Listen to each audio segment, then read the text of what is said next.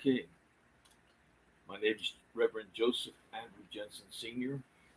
I'm at my daughter's home in Johnson, Johnsonville, South Carolina. Yesterday I made my first podcast. This time I started my podcast a little bit better. Hopefully it's better in focus. You can see me. I'm going to adjust this a little bit. But anyway, that's good enough. Okay, I'm looking at you sideways because I got my computer sitting on the table so it'll be stable through this broadcast. It's very important. For those that don't know me, which anybody gets looking at this video randomly, you've got a lot of catching up to do. Okay? Those that know me, they come to this website because we asked them to.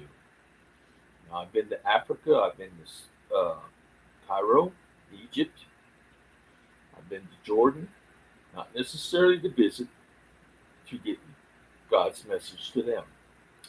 In 2019, at June the 9th, 2019, I got in an argument with God. I often got in arguments with God since I was a 3-year-old boy. Because I'm autistic in nature, and that's my way. I have honest relationships with everybody. My parents, my brothers and sisters, everybody. Like there's times when you love your parents and your brothers and sisters and even God. You can almost get where you hate each other at some times, but we always get back together.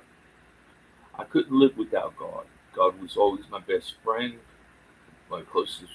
He was he was with me all my life. He's been with you all your life. That's the point. This world, and I'm not here to discuss religion with you. I will make this point to you, everybody in this world.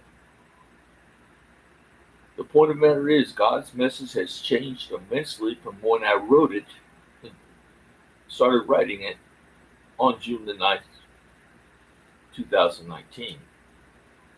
On November the 13th, 2021, my daughter gave me COVID. I got over it because she died.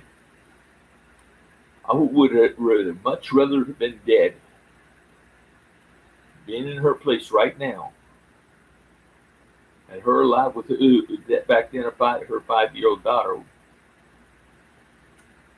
than doing it. And I'm going to say, than doing what I'm doing right now. But at that time, I would have rather been dead hadn't God given me God's message. God's message is for the whole world. Why is God's message come out now? I wrote it, and I didn't. It was nowhere as close to being what. It's just the very tip of the iceberg that was written about in God's message. I'll just say, let's talk about who God is. God is God. It's not. He's like we're all. Human beings and God are almost alike in many ways. The fact of the matter is, if you think of God, God lives in everybody.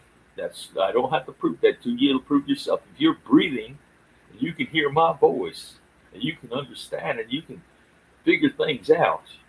You're not run by electricity. And you're not run by petroleum products or radiation, anything like that. You got life because of God. And God has a different capability than any other source. It gives you something to think with. A brain. Who's really doing the thinking and pushing the buttons. I was a crane operator for 35 years. I can't pull a lever or push a button or whatever until God pulls the lever and pushes a button. This is not rocket science, people. This is truth. Now, it's not rocket science either that this world's been waiting for the rapture, waiting for the apocalypse, revelations. Everybody's waiting on something. They truly don't even know what they're doing. Why? Because at Christmas, when I actually went to the churches that were closed for the holidays when I'm here to give them the message, the apocalyptic message. It wasn't apocalyptic either. It's nothing about Revelations. Revelations is a creation of a man's mind, namely Paul. A man, and I'm not going to get into this with Christians. You can listen to me or not. Religions have separated you from God. Why? Because you go in someplace else to find God other than inside yourself. Human beings and God are almost identical in the fact that God lives in everybody. Okay? So, we don't really know each other. Okay? Do you know your neighbors? Not until you meet them. Can you go to a shopping mall and know anything about the people that you see around you? No, not unless you meet with them. Get close to them. Talk to them. Nobody knows each other. God's no different. He could be, but God has determined many long before now. He's not going to micromanage this world or micromanage life. He doesn't get down that far. Now, a relationship with Jesus, yeah, it could get down that far, very much down to that far, because Jesus will move from the brain to the heart by the blood and circulates to the brain from the heart through. This is why Jesus is in the blood. They keep the blood flowing pure to the brain, to where God is. The communication gap is how do you say, cleaned up, and there's a great communication between you and God because of Jesus. He keeps the blood clean for you, even though you're still a sinner. Now, this is what the problem is. And this is why the problem grew. The God in me is very optimistic, and he wants to create. It was supposed to be all hunky dory. God was going to come here and create heaven on earth. That was his message. Why now? Because there's the group with their own agenda. I could say they're between the Freemasons, the Illuminati, the Rothschilds, other special interest groups, everybody that's wanting world domination. It's been done before by Hitler. It's been done before by NATO. It was done before, but President Ford mentioned the New World Order. Everything has been tried. This time it's going to be tried again, and for a final time they're determined. Now, nobody has to prove to me that there's a God, because when God gave me God's message, again, I would have rather been dead than my daughter, see my daughter die on November the 13th in 2021. But I'm the only one that seems that God chose. It makes me really feel kind of really sad that the fact that they had to resort to using me to give a message to this whole world that the whole world doesn't want. Neither does the gods in everybody. It's a very hard message to send. Why? Because God in this world is not optimistic. He's more pessimistic. Why is God pessimistic? Because of the relationship of God and humanity have separated, gone downhill, turned into a Cold War. Maybe because man wants to be God. God, even in the Lord's Prayer, asks for free will from those living on earth and those living in heaven. No, man has to determine to turn that free will into my will, our will be done.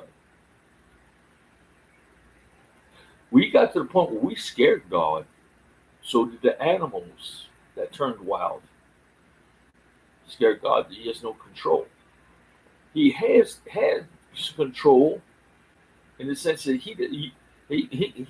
controls every movement, everything that you can do. You're hear, see, everything else. But if he did that, he's also controlling your life within you. Basically, you're dead. If he doesn't let you see anything, hear anything, think anything, do anything, then you are dead. And so are all those trapped inside us. Who's inside us? God lives inside us. Your family and your DNA. They're one and one. They're together. Does it make sense? Your family is alive inside you.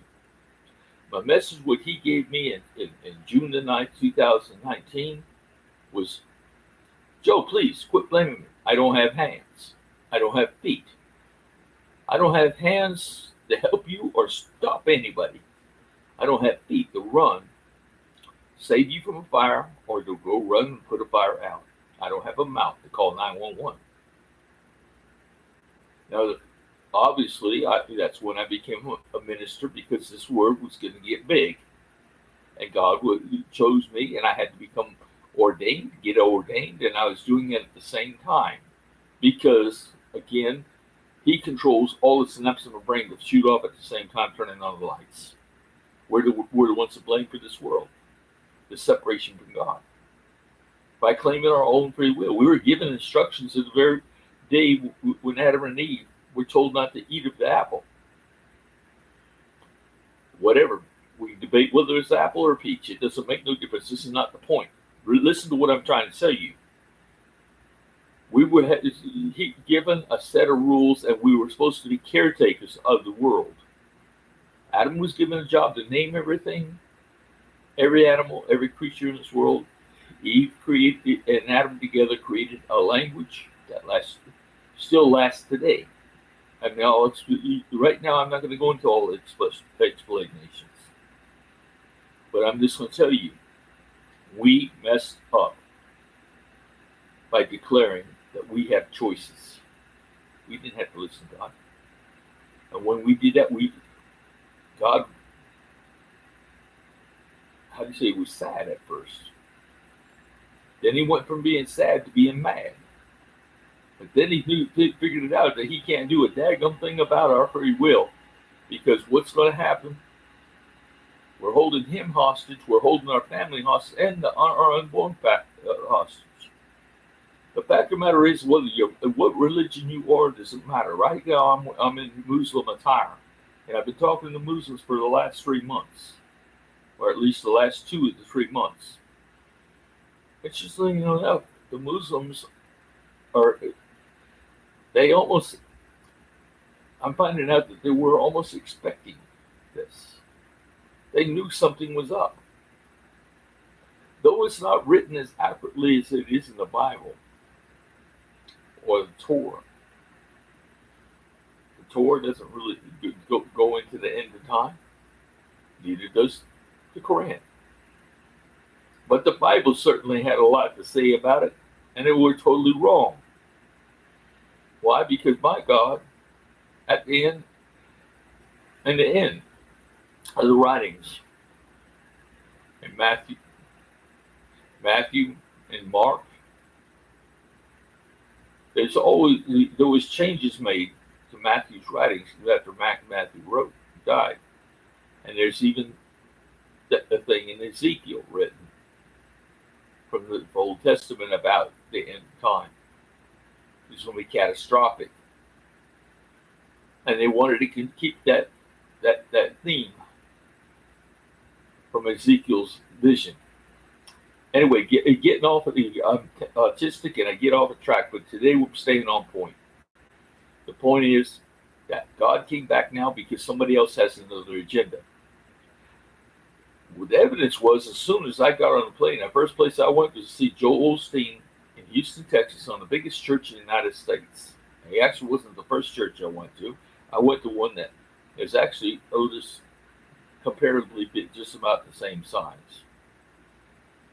It used to be because it had an audience and a stay place inside. I didn't actually see the inside, but I saw the building, and they had a record at one time had a record televising their broadcast with the Baptist Church, New Spring Baptist Church in South um, Greenville, South Carolina. I went there first, and they had a record turnout one time of 33,000 people audience.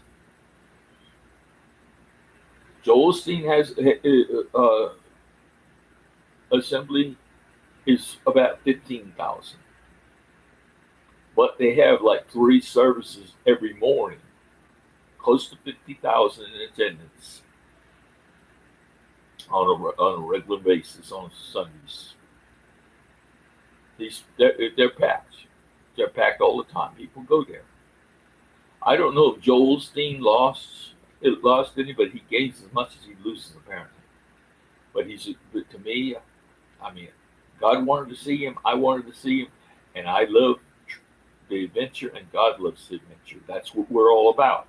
We're God's creations. Remember, I just said we had a choice to become the hands and feet and mouth of God. That's what I became when I got ordained. I became God's hands, his feet, and his mouth. Now, when I say mouth, I've been speaking in tongues since I was 50 years old. I'm 72 now. For so over 20 years, I'm speaking in tongues. But God let me know a couple of years ago that was never me talking my words. That was God. And then it really turned on the light because it was obvious to me. I've seen it when people speak in tongues in church. Sometimes it gets so quiet you can't hear a pin drop. Sometimes it gets so quiet that not an animal outside will bark, not a dog outside. Nothing. Everything goes quiet. And sometimes you can almost see a fog come down or inside the church. And everybody's heads can't even raise up. And nobody can say a word. The babies can't cry. I've almost seen this happen almost on every occasion in some way. There is a difference when somebody speaks in tongue in church. Yet we had not understood what that was. The whole thing about Paul was Paul never spoke in tongues, and he never was he was an apostle of God. He was born 5 years after the death of Christ. But he was a deceiver. And I'm going to get into that religion. You figured out what I'm going to say, but the fact of the matter is we have run out of time because there's other people that have an agenda. This message has not got to convince you of past mistakes of the other religions. It doesn't have to convince you nothing. It's going to tell you that right now you're in a race to end this world or gain this world. You got a choice. There's only 2 choices here. It's not damned if you do and damned if you don't. You're damned if you don't. But in this case, you're going to gain everything if you do. You're going to gain the world.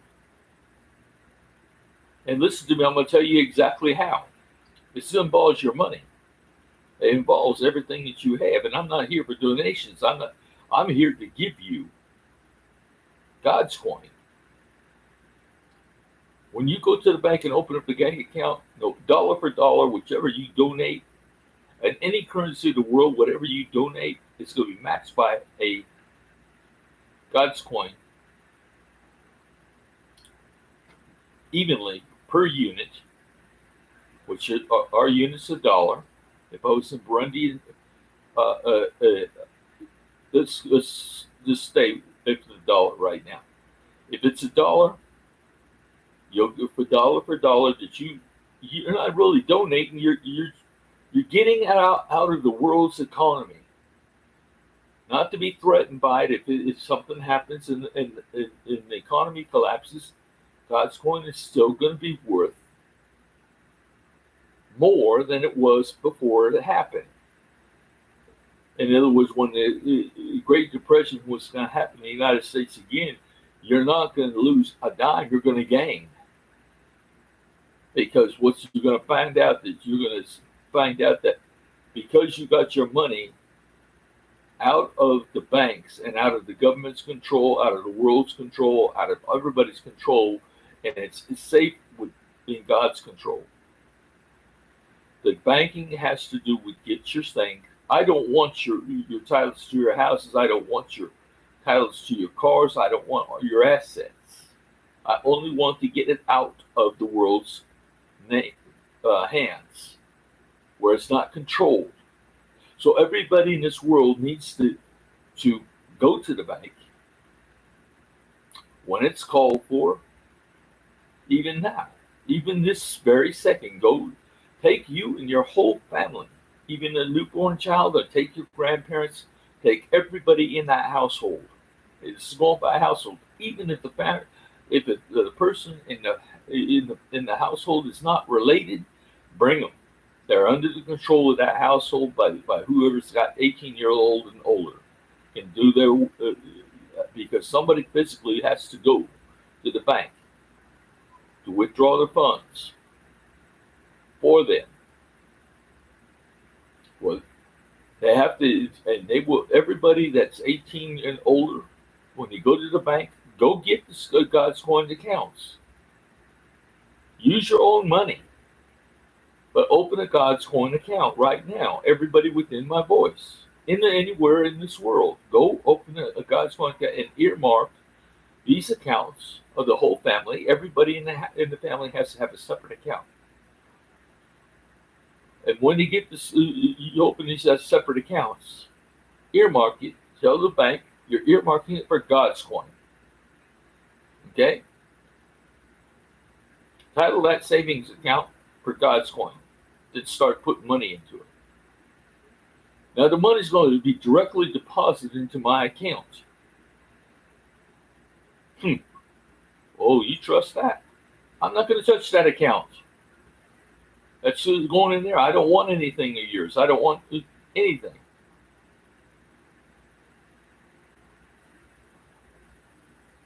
I don't even plan on traveling between now and November 16th, 2024. I'm trying not to, because if I do, I'll try to only use my own money for my own Social Security. Okay? Because nothing's going to really happen until the day after the elections in the United States for president. On the day after, on the 16th of November, that announcement comes. That is the deadline. That's when everybody's GODScoin finds out what it's worth. That's in there. The dollar that's saved in GODScoin is going to be worth whatever collectively it's been collected from the whole world.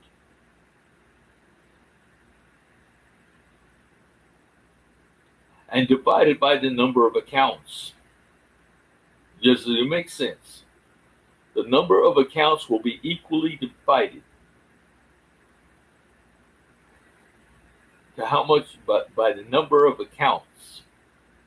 If there's 2 million accounts, all the money collected in the world, it's going to be divided by 2 million. Those people will be, let's put it this way. I'm trying to get this whole world of 9 billion people to open up these GODScoin accounts. It doesn't cost them anything. Use your own money, whatever. Open up the account. Now, you will open the account eventually, and if you wait till after this point, you're going to lose. Think, why is God doing this? Because the economy was already supposed to end already. God's running a race here between the destruction of groups like the Freemasons, the Illuminati, the Rothschilds, Um, they got an agenda. That's what blockchain was all about. The algorithms to hide the doings and the information and things. They keep a communication going that's unhackable, that they don't want the world to know. But they've already let the people know already something that when I found out, the first place God sent me after I came back from Africa, well, first he sent me to Africa, the Bujumbura. And Bujumbura is the poorest country in the world, but in a sense, they're the richest country in the world.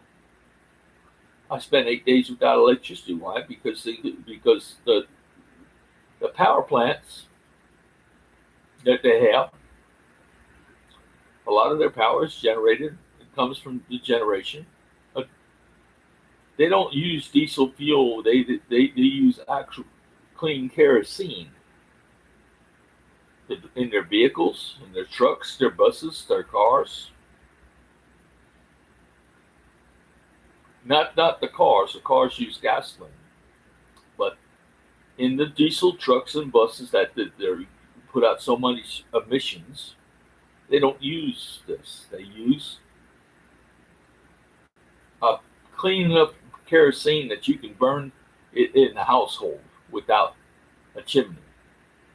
Yeah, you've seen those kind of stoves. So they literally don't have the smog problems that they have in other countries and things. The smoke and inhale that fumes, even the scent is changed. It's not as strong from kerosene. The fact of the matter is that it become where I was at because of the Lake Tanganyika. Being there, they had an abundance of fresh water.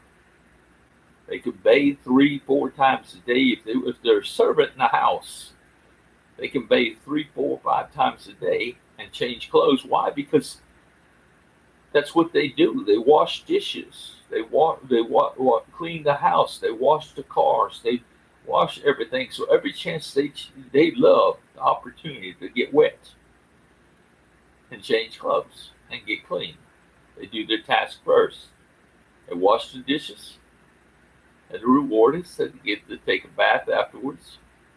After everything's nice and clean, the house is clean, the car is clean, their reward is to clean themselves and change clothes. Well, since they're laundering clothes, guess what? They're wearing clean clothes and uniforms all their life.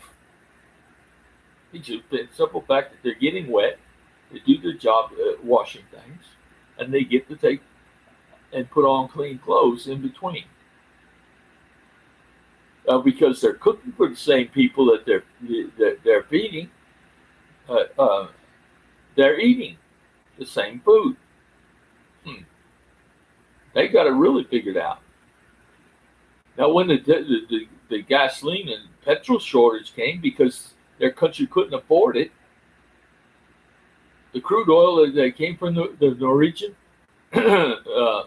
ships had a hike along with the rest of the world, had a hike, but Burundi couldn't afford that. So basically it stopped the production of the electric. So it was outages. And taxis, cars, trucks, they couldn't get the refined oil, so for 8 days.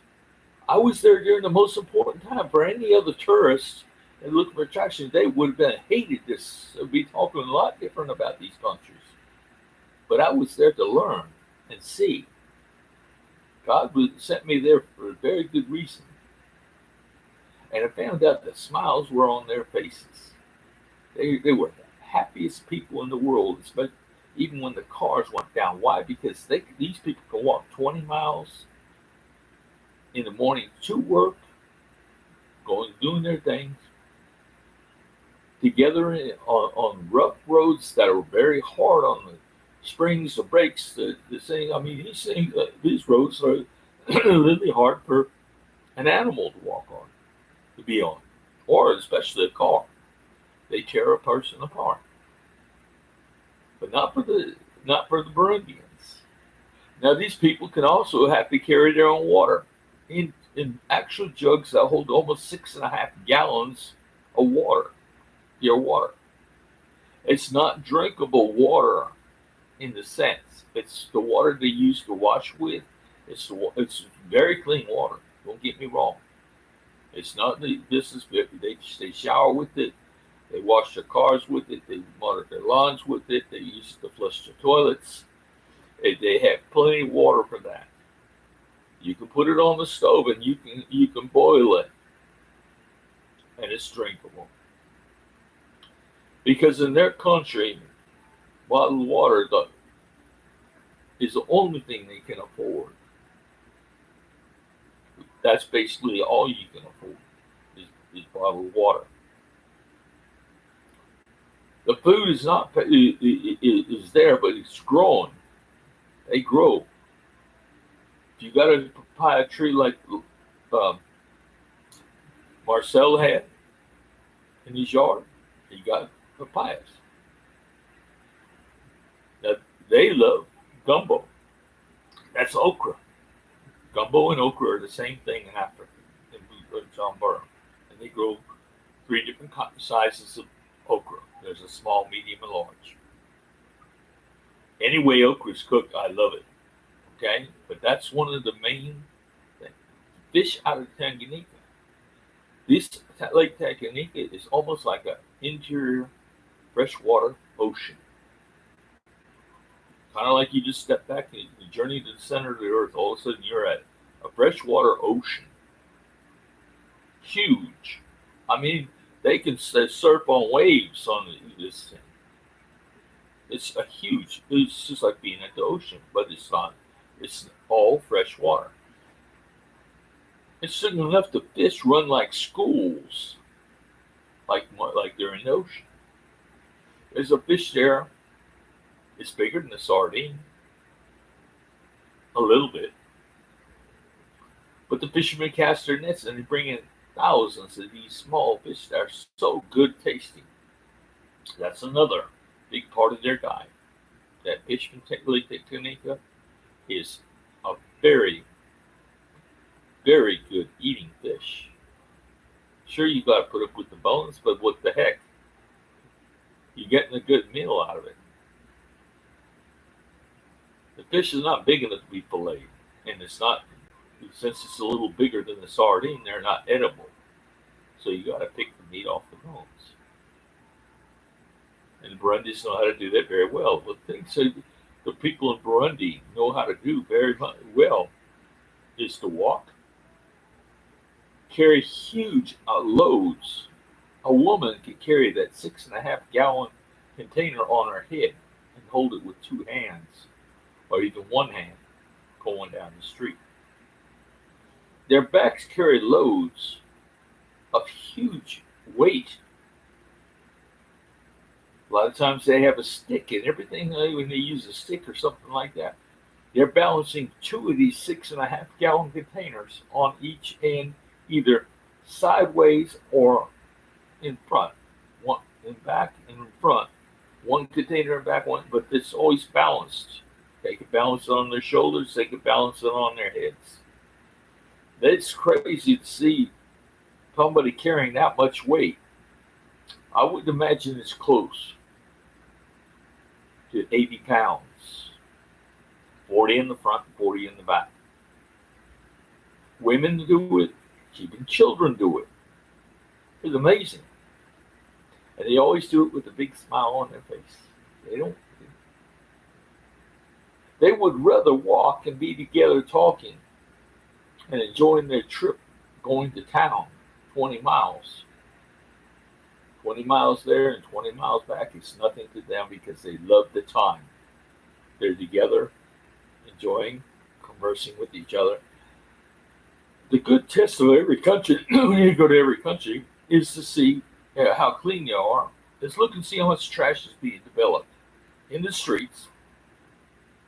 Now, you know, when you got a lot of trash and litter, you got flies. Even when you have a lot of animals, you got flies. But literally because there was very few flies. I couldn't even see a fly in Bujumbura. You have to credit that to the lake in Bujumbura. Now, all of Burundi has the same ability to have that kind of to bathe like so many times a day, or to have the fresh drink of water. But whatever it gets, they don't care about having to carry it because water is their life. That's all their life is all about for them, water. And then, of course, they eat simple. Of course, they eat rice and they grow rice. I was there during the rice harvest, uh, and when I was there, they harvest by hand, and they get their rice, and they let the air filter out the rice by beating the rice. They beat the kernels off the stalks and let the air take away the chaff, the small pieces. They end up with pure white rice. If it's brown rice, it's still got a hole in it. It hasn't been really processed, beaten, or grind that hole off. Brown rice is like unprocessed rice. That outer hole that makes it brown, when it basically has to go through a polishing process that'll get that hard skin off of it to make it white. It's kind of like corn. You know, when people turn corn into hominy, it takes a bit of doing to do that for corn because there's a hard shell. The yellow piece of corn that you have has to be soaked in a lye type of solution first, a little bit, and then as it comes off and leaves pure white hominy grits. For instance, I'm in the southern treat, and it is a treat for those who live here in the south. It's a lifesaver. We eat shrimp and grits in the morning. We love shrimp and eggs. We love shrimp with everything. I mean, not shrimp. Well, we love shrimp too, but we love grits. Same as potatoes everywhere else in the north and the west. But we like our grits. Okay? Now, getting back to the message, I got to get back, stay focused on this thing. We're not here to talk and dream about it and talk about religions. Because this is not about religions, this is about humanity. If you're breathing and you're living, you got God living in you. I've been talking to the Muslims for the last 2 months out of the 3, and predominantly the people that are in Africa, they're Christians. There's a few Muslims, but they're not agnostics.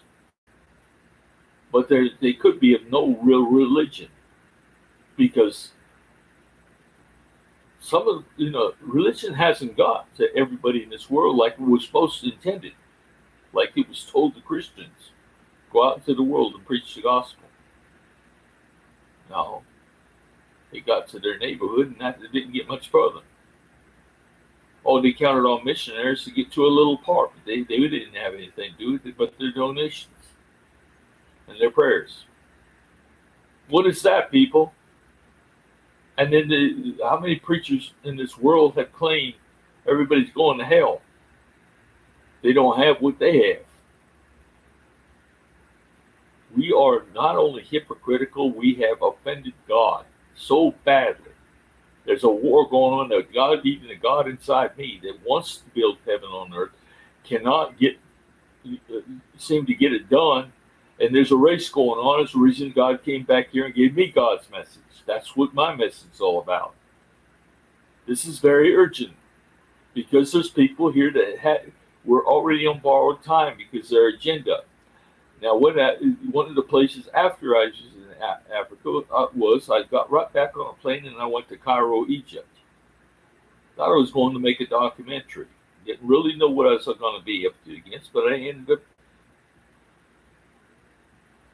addressing Very many Muslims listening to my version, God's story, and they got the Quran and everything. It's putting God's thing up against the Quran and our beliefs. I go there in this attire, Muslim attire, and I'm there going there with a white beard, which is very significant in their culture. It means wise man, old man, old and wise man. It also means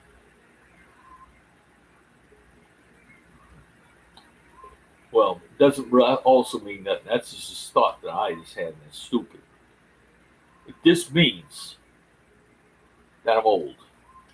Maybe I am a little smarter because I'm older. Not maybe, that's a fact.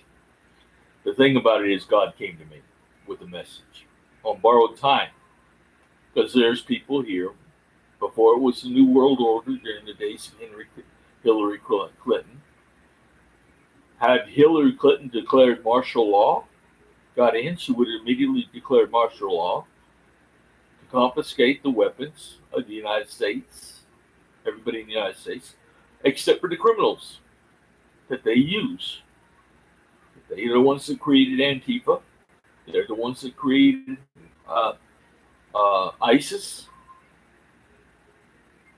Yeah, they funded these groups, and they used them to terrorize people and everything else. They were created by their governments. President Obama, he always used the word ISIL. He's actually part of the creators of ISIS. When they went, the United States left I was there in Iraq for 2 years. When they left Iraq and they left all the up-armored vehicles, the weapons, everything there, they didn't cut it back to go to war someplace else. They left it there. The war killed every real soldier there was in Iraq. And the only thing that was left was civilians, farmers, and businessmen, and people that knew nothing about fighting. They never spent their time fighting. Replaced them. So they weren't trained. They didn't know. So they left this equipment in Mosul, when ISIS, the trained forces of military, just a few, had to go into Mosul and basically overrun that base and start capturing equipment, American equipment, real war equipment, with Humvees with machine guns on it, things like that. That created we left it there. The United States left it there during the war instead of bringing it back and keeping it safe from getting in the hands of other people. We left it there for them to get. There was a reason why it was left there. The politicians, they knew what they were doing. They don't question each other from the higher authorities, and they left it right there. It's okay, now it's time for you guys to go get all that stuff. Form another group. ISIS. They created ISIS. President Obama called them ISIL. He had everything to do with the creation of them. So did Hillary Clinton. So did a lot of people. The vice president now, Joe Biden. His vice president, Loretta Lynch. They were all up to be indicted and investigated and indicted because they all had their hands dirty. And still, Joe Biden hasn't, because none of them they went any further in the investigation and dropped the investigations. They couldn't indict nobody. So Joe Biden hasn't been able to pardon himself or his son or anybody else. Now, you know this to be true. If you're in the United States, you know all this is true. These people are responsible for what happened in Ukraine. They led it up to Ukraine because there's like a mafia going on in the Ukraine.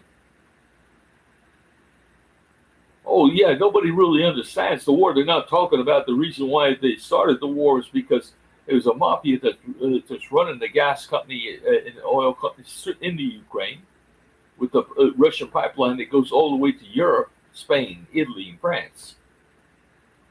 These people were relying on Russia's natural gas, and they closed off the pipeline. And during the wintertime, closed off the pipeline for people to heat their homes and cook. It was, the people freezing to death and starving to death all throughout Europe because they could shut down that pipeline. Yet the poor Ukrainians got taken over by Russia. Let me give you a clue about President Putin. He stopped communism. He brought back the Eastern Orthodox Church, the Russian Orthodox churches in Russia. He is a nuclear physicist.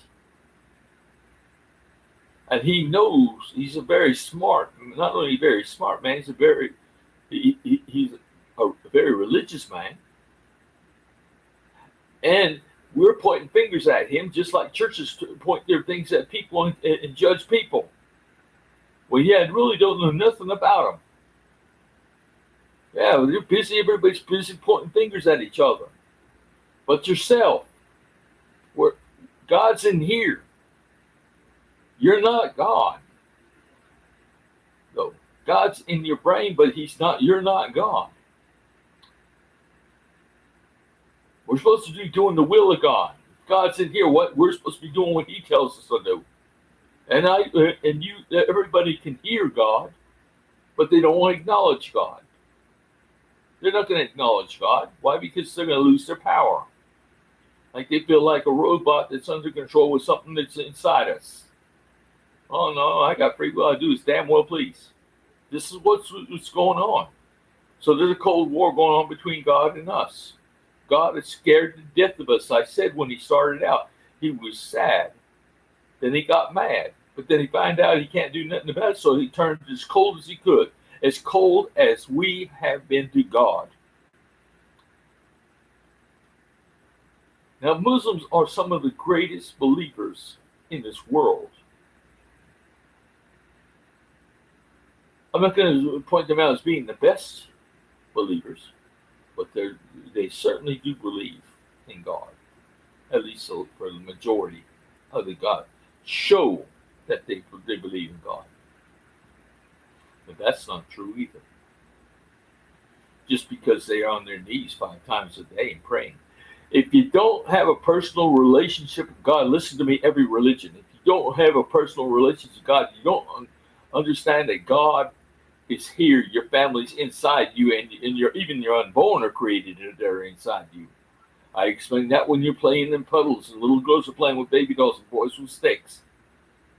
Who the heck do you think you're playing with when you're in that imaginary world? You're playing with your family, your entire bloodline's children that haven't been unborn. When you people kill these people, kill randomly, have abortions, don't even marry.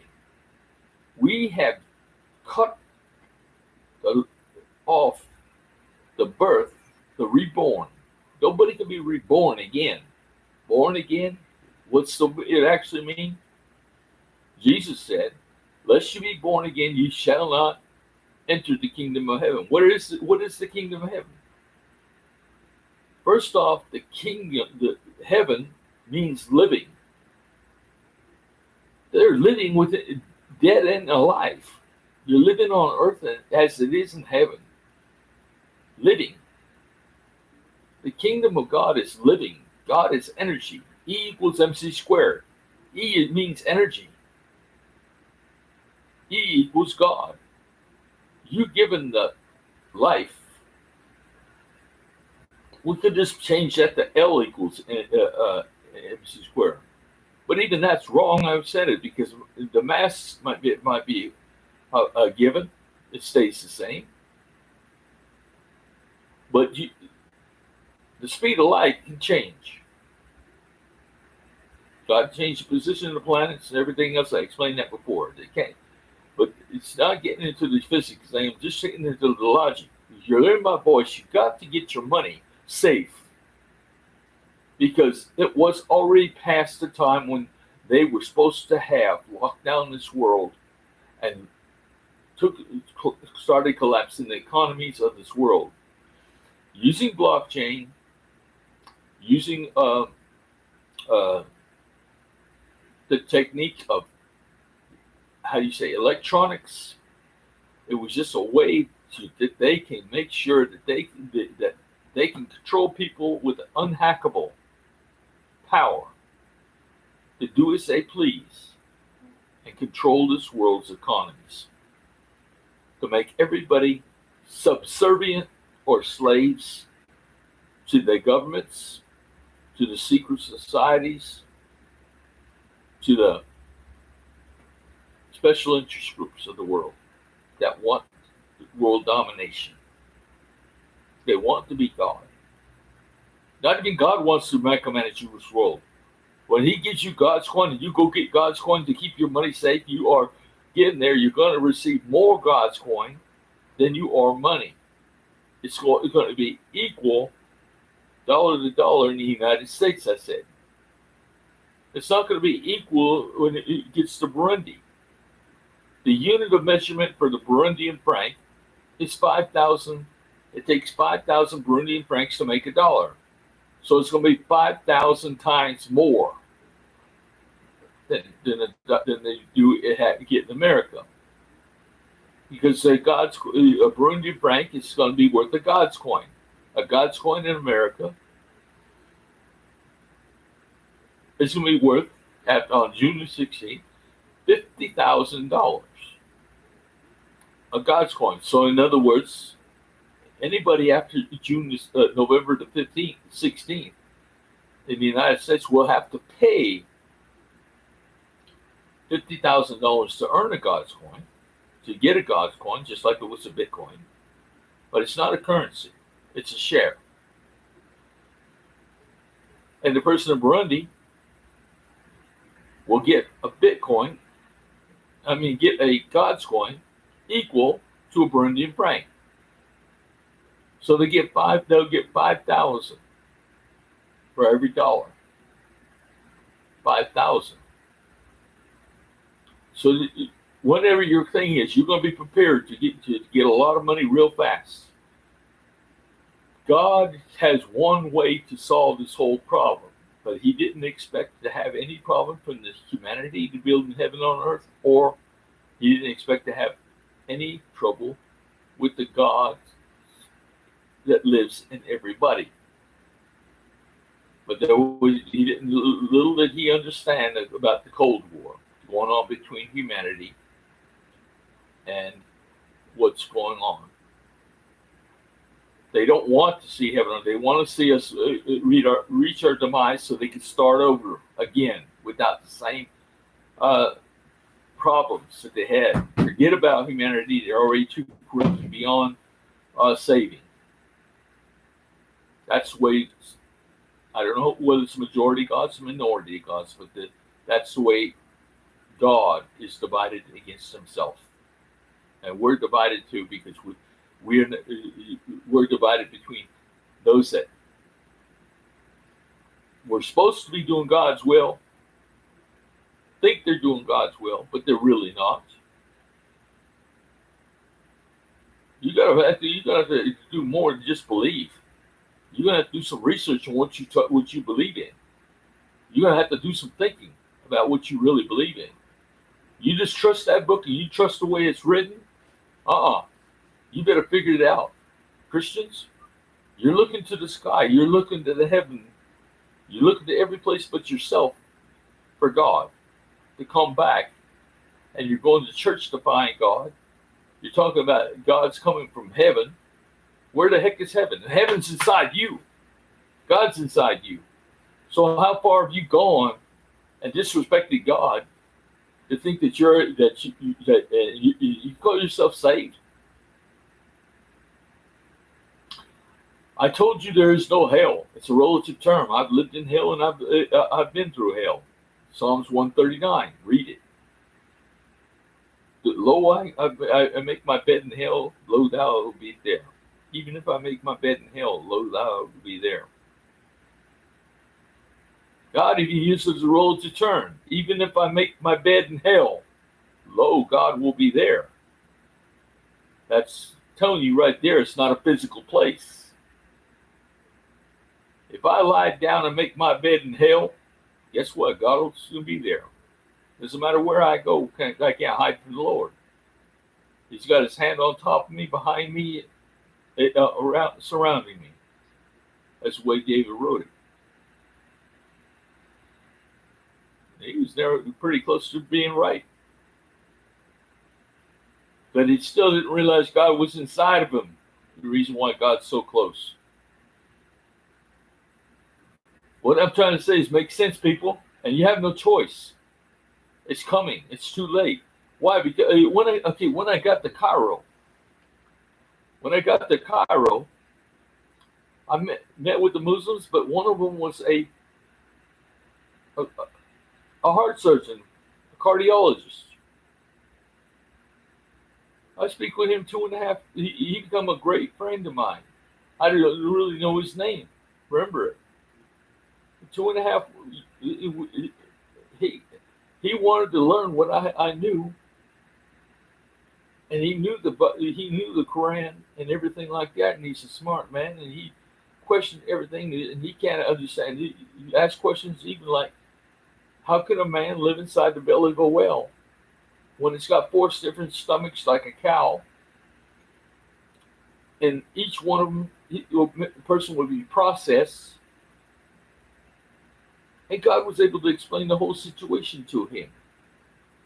Because I don't think about what I'm talking about. I just God just inside me started answering. Why? Because that's what God did. When God came into me and started talking, He hasn't stopped talking. And whenever I let God talk, I only got to tell them what God's telling them, or either myself or let Him talk in tongues. And when they talk in tongues, they are still listening to me. What did He just say? That's what's amazing about it. Everybody in any religion, any capacity right now better understand and listen to what I'm saying. That the choice is not, there is no choice here. 2024 was not supposed to be here yet. It should have already been over. The end of time. When I got to Cairo, the doctor can call the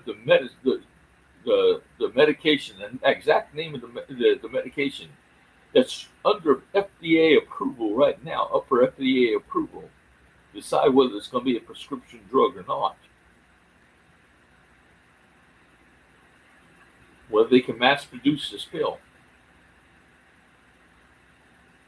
This pill is so anybody that's depressed or hurting or anything, they can end their life and die in their sleep without. That's the side effect of the one drug. Just take it and die in your sleep peacefully. The only one side effect. Death. And that's what it's intention to do. How many people in this world will take that pill? Everybody would eventually, if the world was to keep on the way it is because they make this world so miserable that you have no choice to take that pill, except for the people that they can actually control and use as puppets to feed their what their desires. But the alternative is God come. Listen to me, people. GODScoin is not a coin. It's the means to keep your money safe, your assets safe. Beyond that, it's also to give you the money. God is going to, where's the money coming from? From everybody's bank. Any money that's being in this world that's not being used is up to be divided immediately. It's not going to be held. One split second, it's going to be there, and then it's going to be divided between the accounts, everybody's account. But that's called a GODScoin. Each account depends on how many GODScoin you have gotten. Right now, everybody that cashes in their money, they're sure the money's going to my account. Joseph Andrew Jensen, Sr.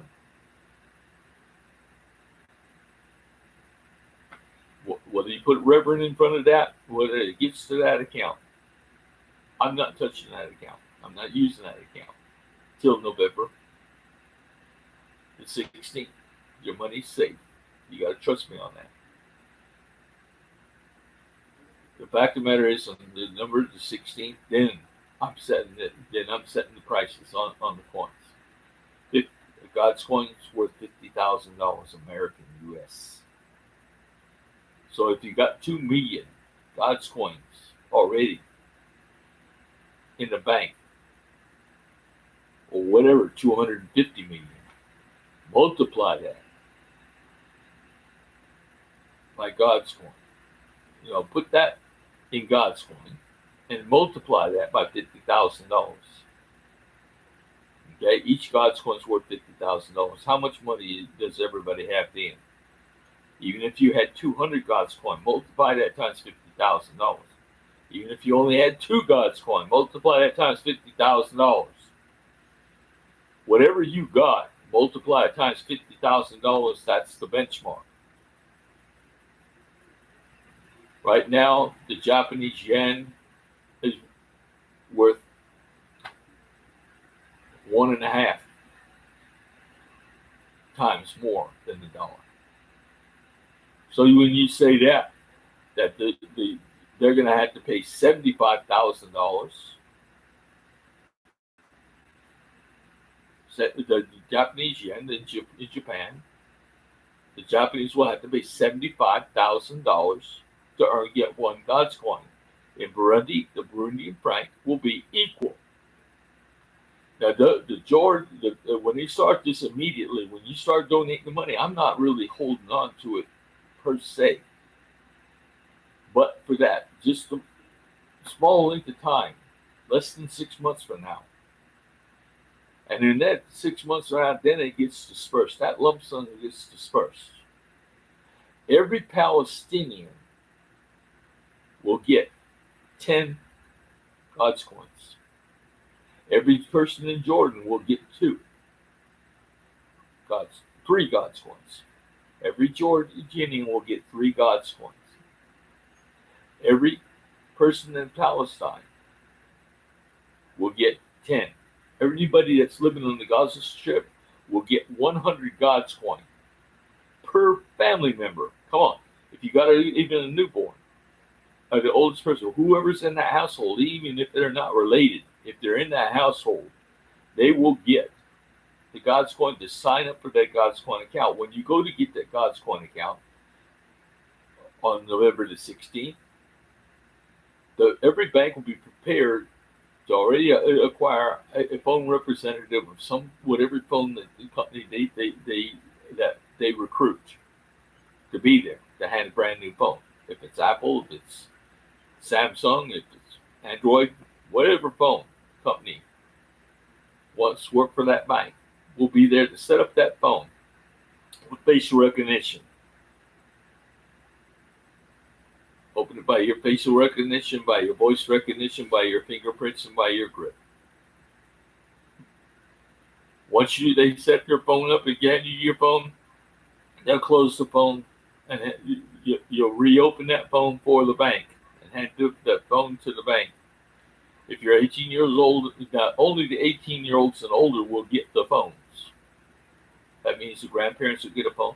They're the ones that have physically got to go to the banks to do the banking. No more bank account numbers, no more going by ID cards, no need to know the person's address, nothing. Only that phone. That phone will have two phone numbers on it. One, nobody else will know. That's between the bank. They call you, even the bank will have a different ringtone. For everyday communication, that's the one for everyday communication. Everybody will know it. That's but the one with the bank will have a different ringtone, and it'll be for official business, and that's only with the bank. The banks can't even divulge it to the police without a warrant. It's accountable.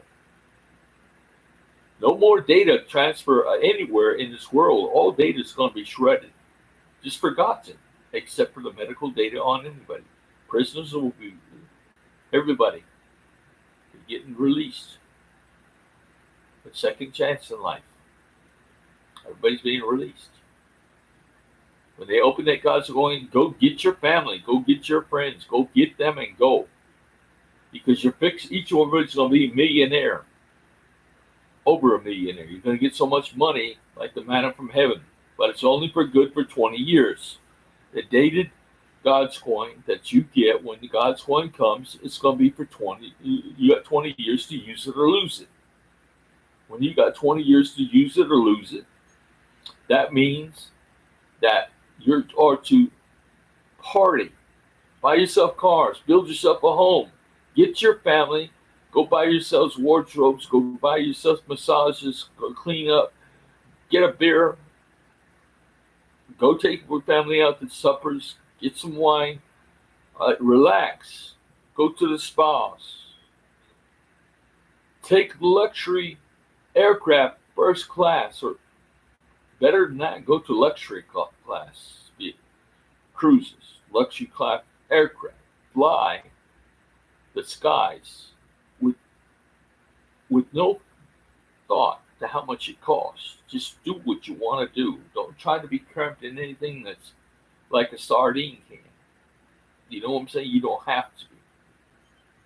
You can afford to take your own helicopter and your own private jet if you want, because you're going to have more money than you think. Everybody's going to have the same opportunity, but who's going to be worried about trying to figure out where they're going to work at next or where they're going? Everybody's going to be quitting their jobs and doing that, but they can't quit their jobs because the second part of this deal.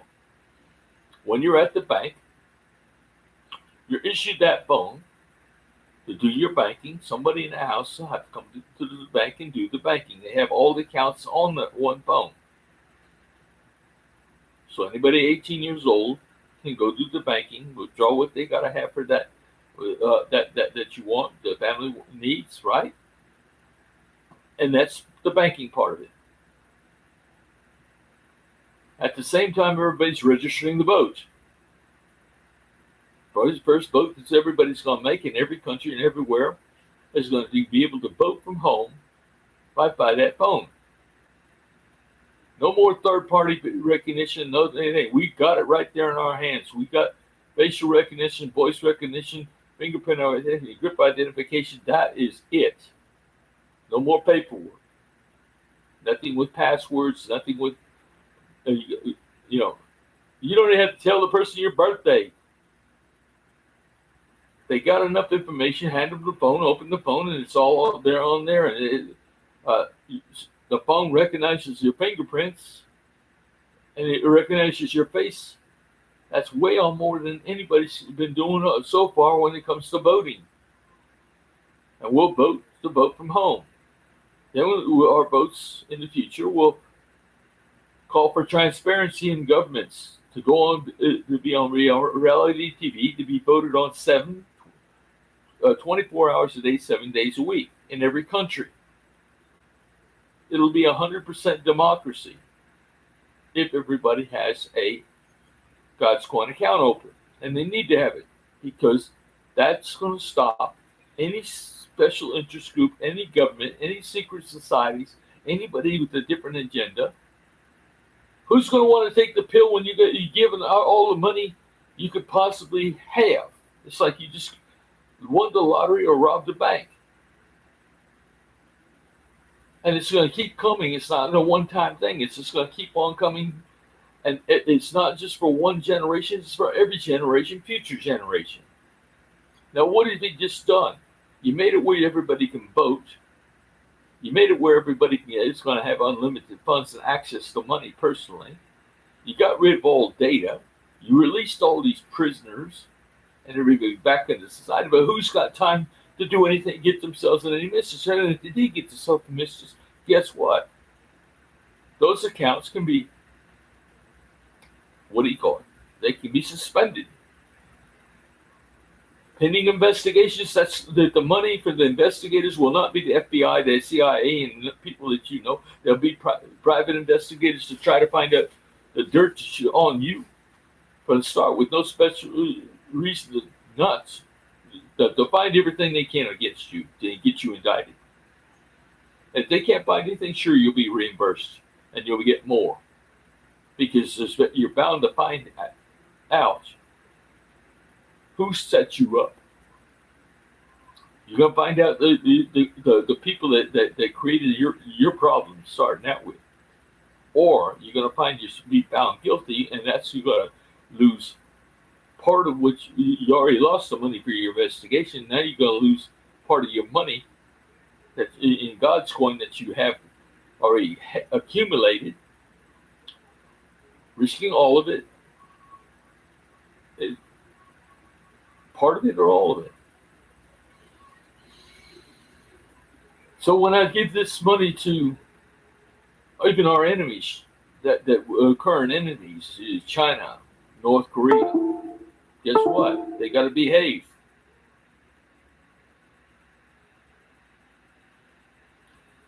I'm sorry, I had to do that. Something popped up on the computer, but I'm still live, so you can't turn this off. And I'm going to talk until God wants to quit talking, because that God's been doing the talking out of my mouth. I'm God's messenger. You don't have to believe that or not. It's not about a religion. It's fact. Your bodies, how the dickens do you think you're breathing? You're not plugged in by electricity, and you're not run by gasoline or petrol or anything like that. This force has to have a name, and you're going to give it God.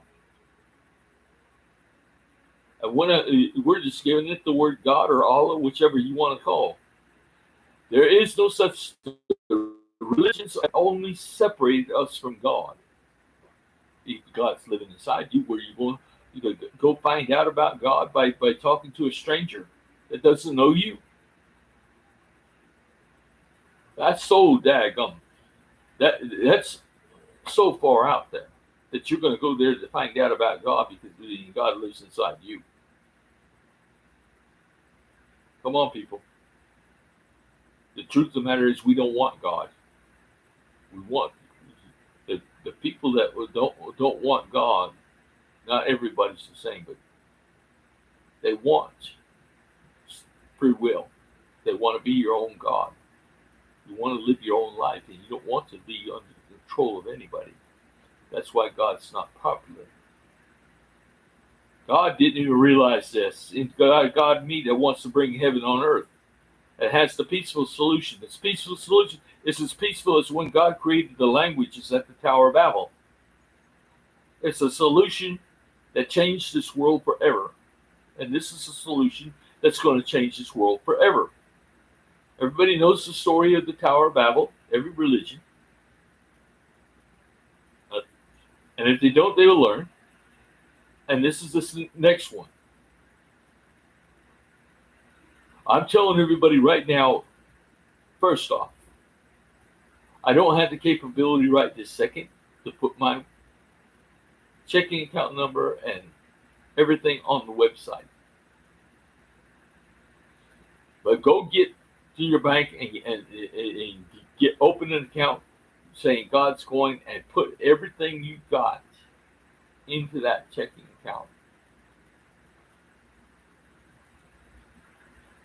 Get your money into that account, earmarked GODScoin.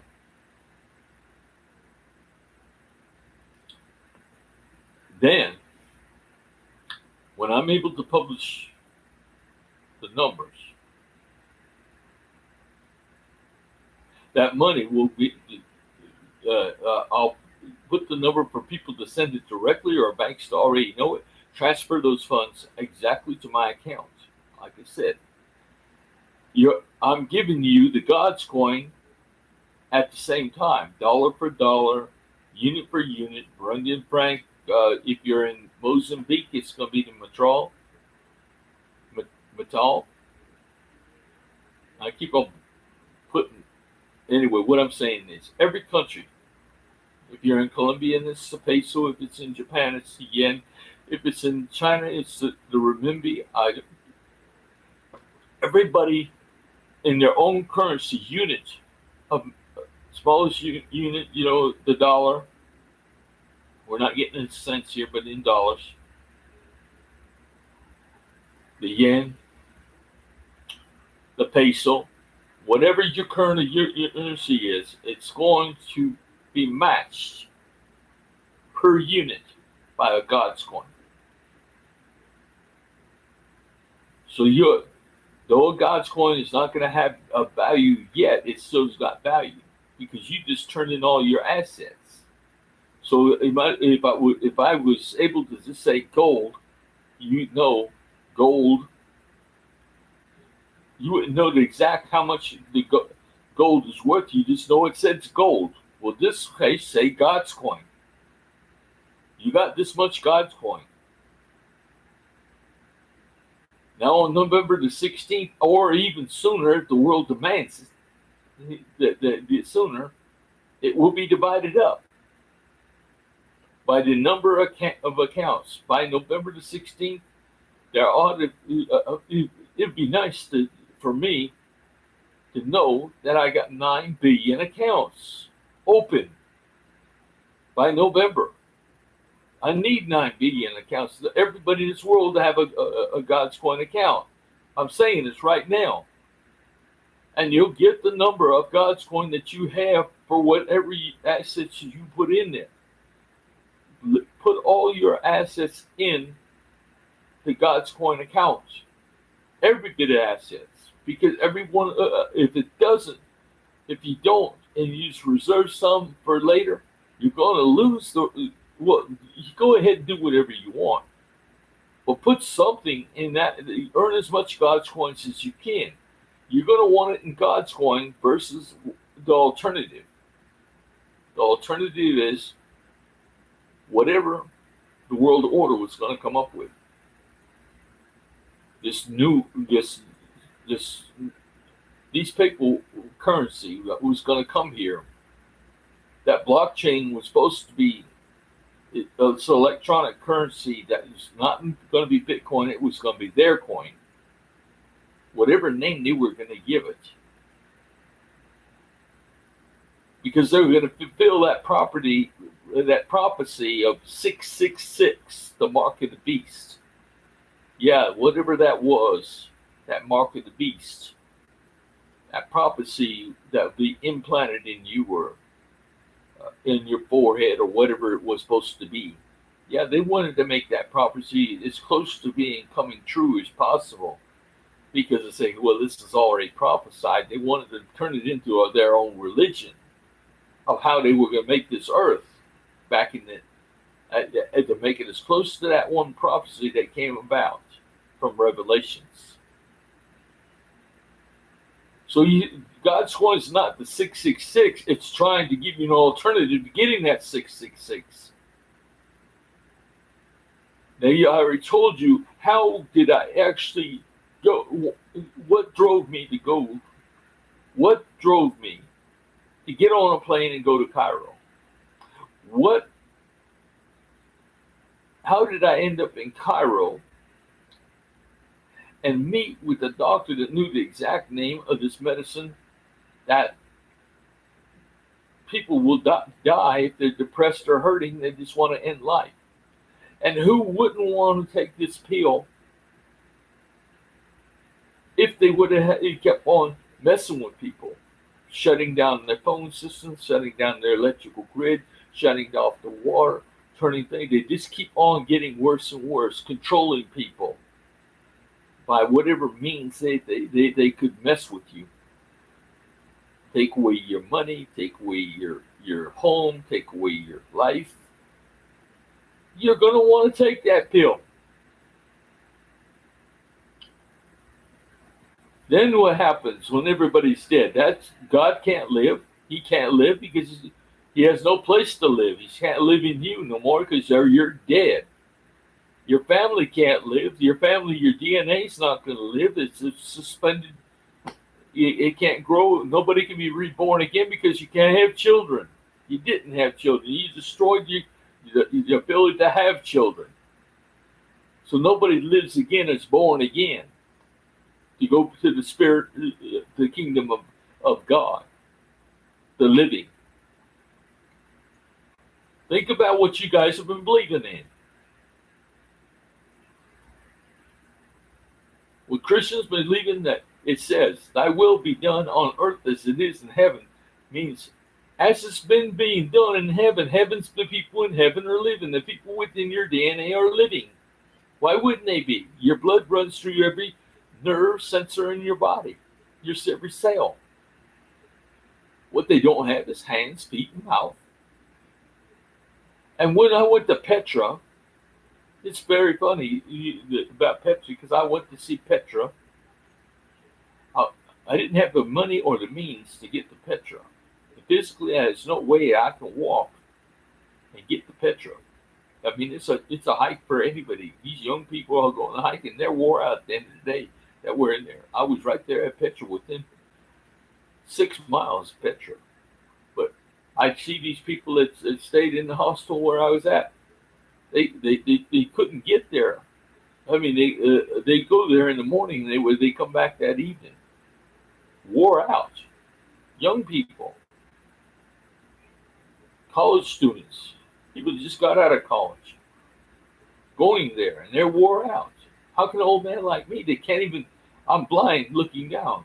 Means I can't even see the step that I'm fixing to step down to. It's blurry. It's distorted. I had no idea how far down I'm stepping. That's a scary feeling. So I got this problem about my eyes. When I look down, I can't see when I'm walking down. Going up the stairs, I'm okay, but going down the stairs, I can't go down. I'm grabbing that handrail with my life in my hand, and I'm stepping down with my heart in my mouth. You know, it's like, okay. But I took a donkey to go see Petra. Now I'm a 72-year-old man that can't see down. Climbing up on the saddle, there's no horn like there's on a Western saddle. So I'm gripping that thing till my fingers are blue for the deer, hanging on for dear life, going uphill, almost at that incline. You know, it's like ranges from that to that. And when I'm going like that, I'm holding on for dear life for that saddle. He says, get up close and hold on. Just tells me keep on moving forward, closer to the head of the animal as I'm climbing. He said, I'll be all right, I'll be all right. The Bedouin guy, Isa, that was with me, he led that animal by foot 2.5 hours straight up.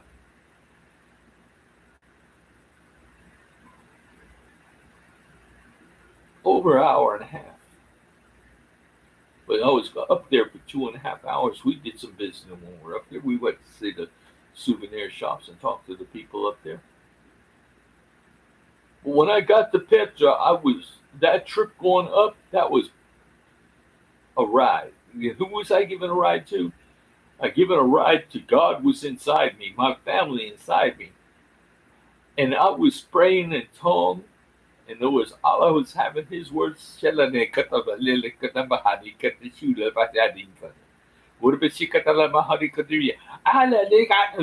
I'm sitting here hollering, Allah's open mouth.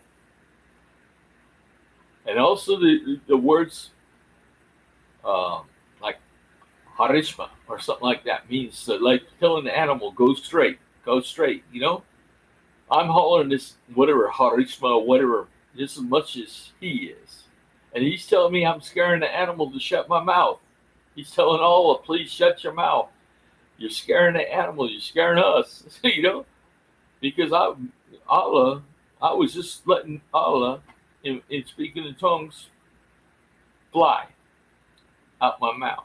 And I'm letting Harishma, like trying to tell that donkey itself, straighten up, come on, listen, because the animal's up against boulders to crush my legs. I mean, the rubs the side of my legs against the side of the boulders could have broken my legs, but at the times that between me and the side of the donkey would be against me and that rock, it kind of hurt.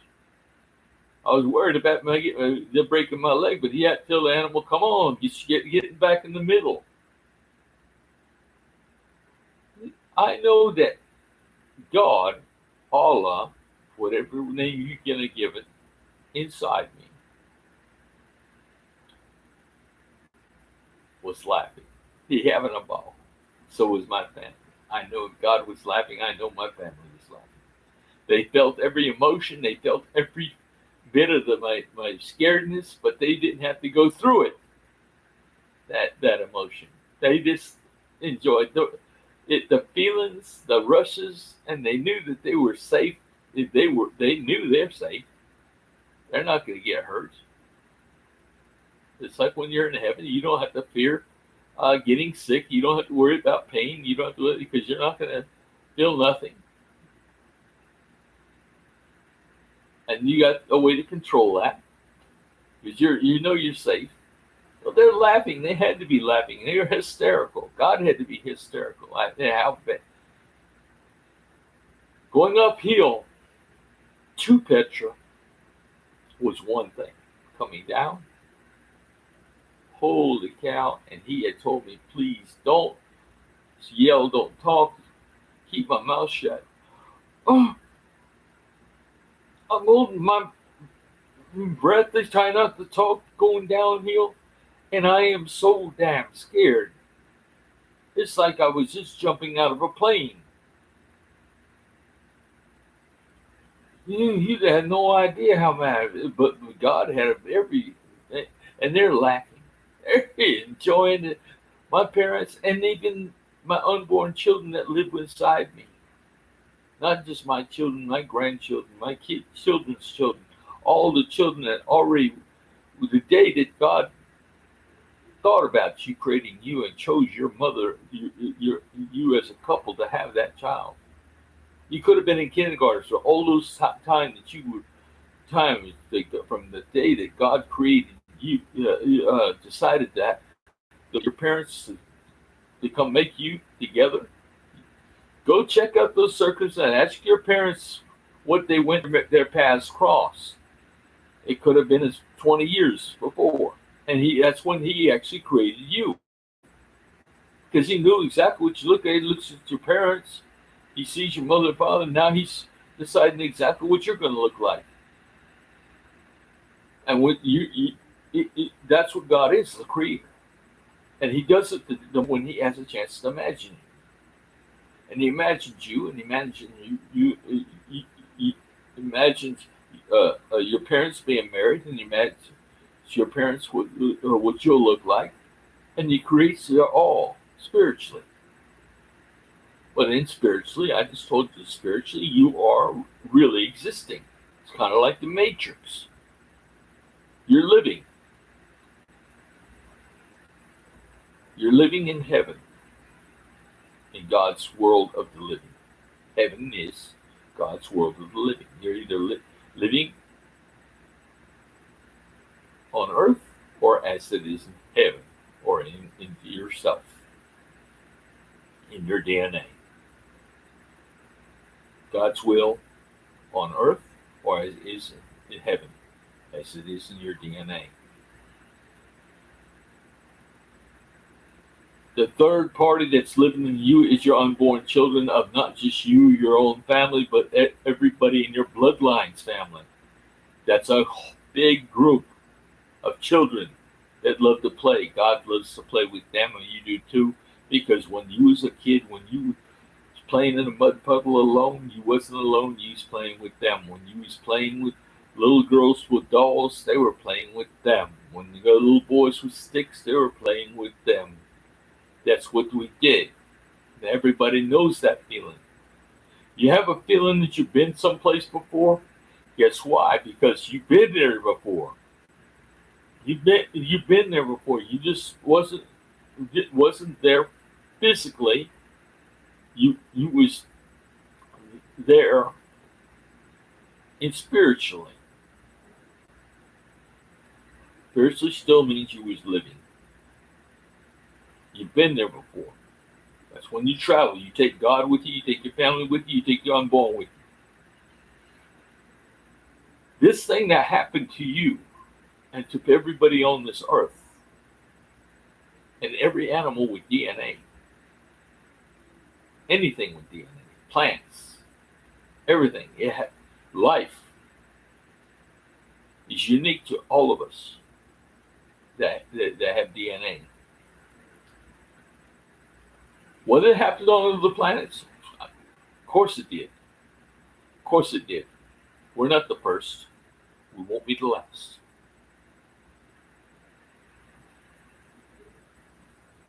But we can't blow them out the sky if they come here.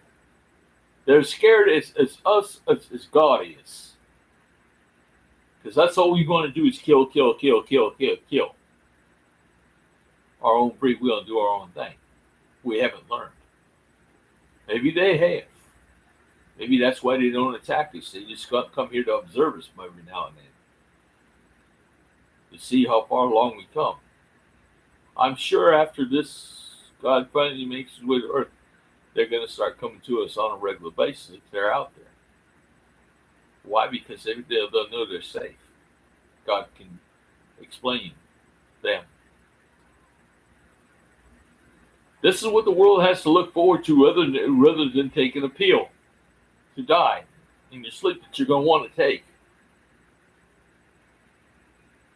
Sick-minded people want to recreate this world and get rid of the old world and create it in their own way. And they want everybody to get to the point where they take that pill. That's how they planned on doing it. 2024 was not supposed to even be here. That's why the urgency of God is here. You listen to this message, you don't talk about belief. That's wasting time. We're not talking about belief here. We're talking about reality. You think you was going to live in your home forever? You think everybody was going to leave you alone forever? You think you're going to live forever? Then you're in a world that's not, you're not living, how do you say, the reality of life. The reality is you're going to die and people are going to mess with you. But when God's message tells everybody to get GODScoin, that GODScoin is never going to go down in value. It's going to go sky high and up and give you more than you can spend. Then what happens with everybody in this world? Everybody goes to building. Everybody goes to leaving everybody else alone because we all have the same agenda. That's to do for ourselves first. Do for our families. Build your castles. Build your homes. Travel. Party. Drink. Get clothes. Knowing but also invest, build your business. Now, the next part of the story was the phone has you a voter. It has a way to get to your money, right? And a way to it gets rid of all data. The next part is everybody that's 18 and 40 when they get it. I'll say this is going to be volunteer, but you can't be a person that won't volunteer. Because it doesn't matter whether you're handicapped, it doesn't matter if you're disabled, it doesn't matter if you're, whatever. You've been in prison, it doesn't matter. You will be, if you're 18 years old to 40, you will be enlisted as a volunteer to be in God's services. What's God's services all about? God's services is going to be the paid labor. You're no longer, whatever your job is, no longer after the 16th of November will not be on the payroll of any company you work for. No, You'll be on GODScoin. You'll be paid a salary, and you'll be free to your employer to keep you. Your employers will not have to pay a dime for you, and you're free labor to them. And what's that mean? That you're working them because they can teach you their position there as an employer. Whether they're smarter than you or not, you still their job. And you're there to learn as a student how to perform your job better. Now, if you needed 15 employees, you call for the church, God's Living Ministry, and they send you. You ask for 15, you're going to get 30. You ask for 30. So because you're going to work everybody a 4-hour day versus an 8-hour day, because 4 hours of that day, they're going to start. Everybody's going to start kindergarten. They're going to start kindergarten. Why? Because you're going to learn something new that you hadn't learned before, starting in kindergarten. You're going to start learning a language every day, 7 days a week. They're going to change the language, 7 new languages. And at kindergarten level, you'll be expected to know all this new information. If you didn't ever learn to count before, or add or subtract or whatever a kindergartner is supposed to know, you will know. And you will have mastered that, either as a student or a teacher or a teacher's aide. If you already know the information, you will be teaching. If you're not sure about the information, you will be learning and teaching. And you'll be able to be a tutor, but you will be attending. You can't get out of class because you know it. Because if you know it, you'll be teaching. You're going to spend that hour in kindergarten every day. You're also going to be going to some type of gymnastics facility.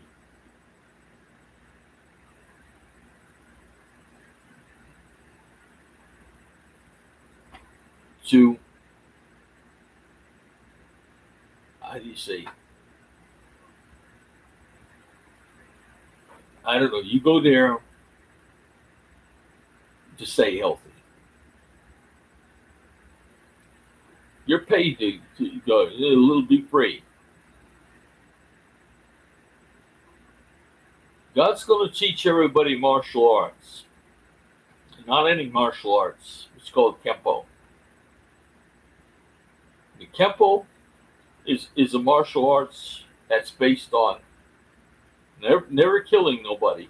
You don't kill somebody, but to break, dislocate the joints and stop the fight before it starts. Kempo has a philosophy that there's going to be a first strike. Either you're going to make it or I'm going to make it. You're going to make it or I'm going to make it. But it's going to be a first strike, but no second strike. So when they throw the arm out, you break in the wrist, you break the elbow, you just the shoulder, you dislocate the shoulder. Hopefully you just dislocate the wrist, dislocate the elbow, and dislocate the shoulder rather than breaking it. But even if you break it, you're stopping that opponent from the second strike. There's no second strikes. So there's no fighting in Kempo. If man pulls a gun on you, we know that you whether you mean business or not, the fact of the matter is you can get shot, so you might as well go into the person. You go towards the problem. You take the gun away from them, take the knife away from them, take the weapon away from them, and you're at them. You watch Steven Seagal, watch IP Man, they're always moving in, never moving away to be kicked or something like that. They know this next move. And they know the next move has to be a disabling move to stop the fight. No second strike. This is the martial arts that everybody will learn. Before they get into that learning Kempo, they will be taking Judo. And once they master Judo, they'll be learning Jiu-Jitsu. When they learn those two techniques, Judo, Jiu-Jitsu, then they get into Kempo. You can be doing all three at once. But that's what the physical form that everybody needs to start training in martial arts with Kempo. They don't have to wait on learning Kempo. They can start learning Kempo right away, but they got to keep on adding Judo and Jiu-Jitsu and all three at the same time. But that's why you're going to go for an hour to the thing to learn the martial arts. Once a month for a 3-week weekend, everybody in this world will go to a facility, either a police academy a facility or a military type of facility, and they will learn, be educated to become paramedics, EMTs, emergency medical technicians. You'll be able to learn to save a life. Life-saving procedures that you will, and you're going to have 12 consecutive months, 1 weekend per month for 12 consecutive months to get certified as an EMT, a paramedic, to save lives. Once you're certified, you will be on call 24 hours a day, 7 days a week, if you're the closest person, to whatever you're called, your neighborhood, is saving somebody's life. When they call you, they know you are you. They know you're on call. You're only a phone call away. They know that you can get to there first. You got to go here for us, and you'll get to the ambulance will come pick you up, or you'll go to the ambulance, but you will get there first to save that person's life. That's what the first thing you'll be trained for is emergency medical technician, or the same as a paramedic in the United States.